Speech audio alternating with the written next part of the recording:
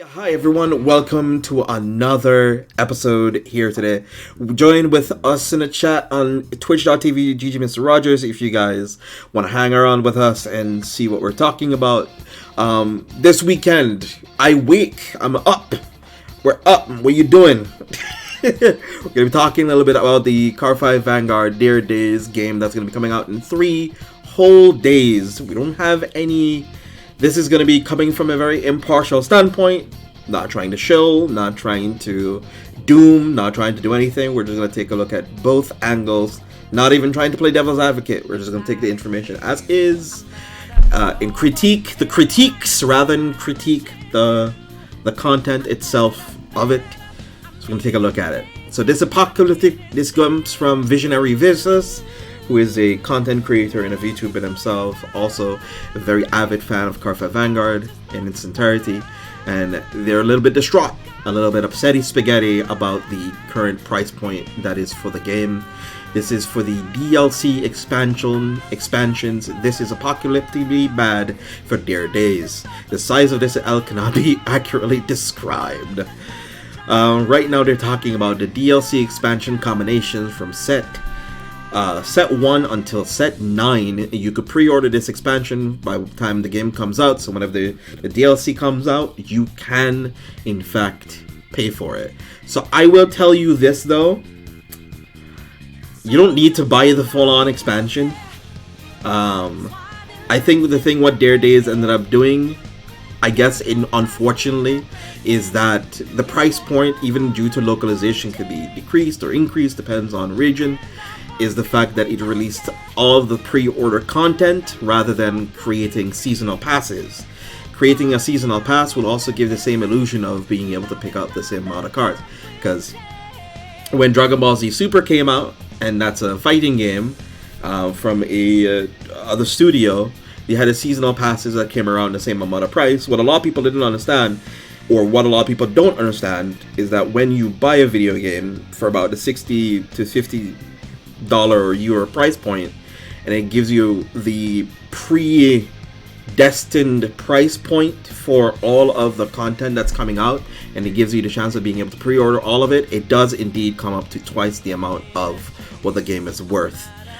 Whether or not they should do this as a principle from the get-go, being very transparent about it, this was one of the very rare instances. They probably shouldn't have done that and should have said, hey, this is rotation 1, you could buy it for 20 to 30 bucks, and the others are pre-order. These are all pre-order stuff.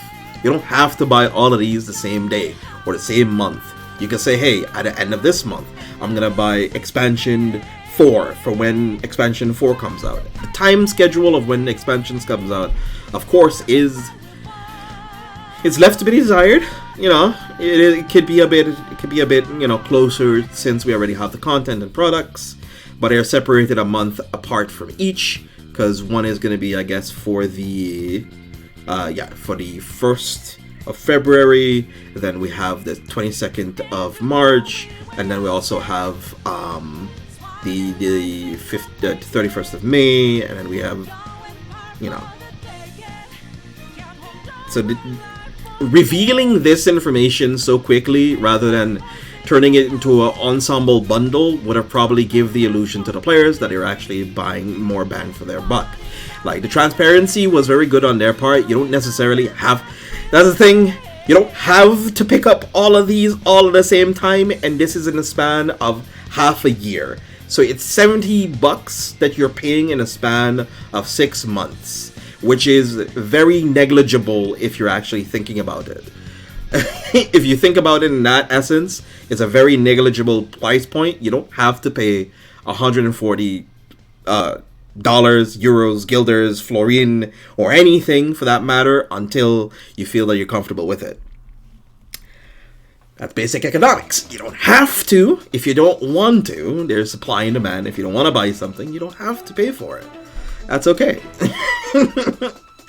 I mean, of course, it is this can be very problematic as a price point for a lot of people to get into it, because all they see is a $70 dollar florin price tag, and then the DLC is almost the same amount as the game, which is awful, you know?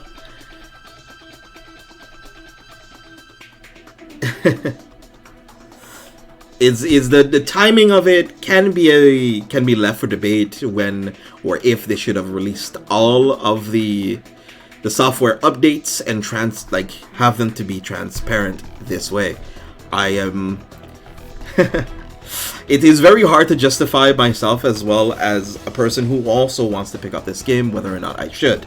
Let's take a look at what our, let's see. Let me see. Try to see if I can find Chris for a second here. Because most of this is going to come from Twitter. If you go to Facebook, they'll have a whole bunch of other discussions talking about it as well. They're also discussing a lot of the JP players are talking about the products and then their price point and pre-order prices and booster sales. They're talking about the DLC, and then you take a look at the DLC prices. They are, relatively expensive for them as well. Relatively expensive for them as well. Let me see, and he's talking about it too. Let's see. Black Blade on Twitter also stated if it's as if they're trying to balance out the regional pricing in places like Brazil, etc., by having the same prices elsewhere. It makes sense on paper, but hopefully it doesn't expect us to just happily buy it, especially after we just got Master Duel in the same year, which was also free. It was a free game. It was open to the general audience to pick up and play. The DLC and all of the extra expansion packs and everything else was suggested, not implied. Heavily suggested, though. You could pick up for 20 euros a couple of cards from the expansion packs that they brought out.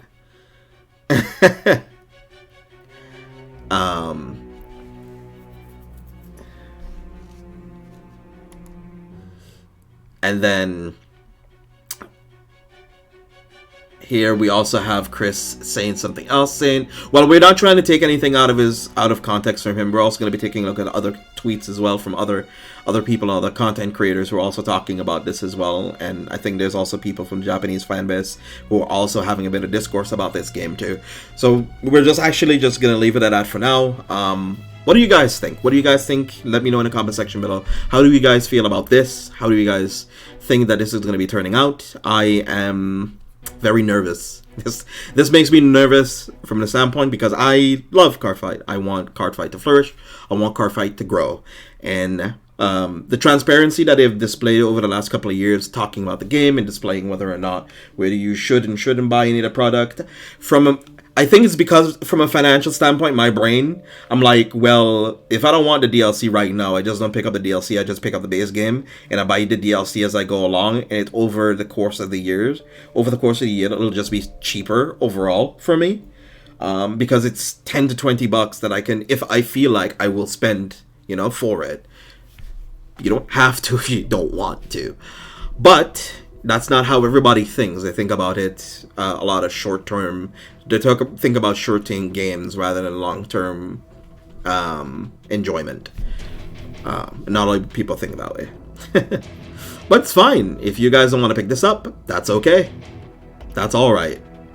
If you want to pick this up, I encourage you to. It's going to be a very fun game. I'm sure Shoot going to be playing it.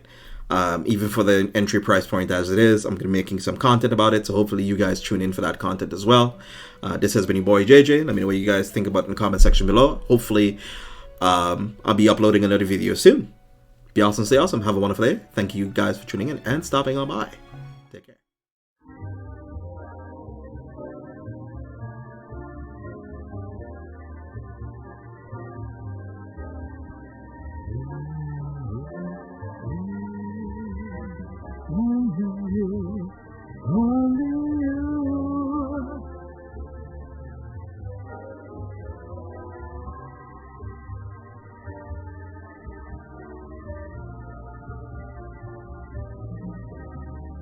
Fill my heart with song and let me sing forevermore. You are all I long for, all I worship and adore. In other words, please be true. In other words, I love you. In other words, I love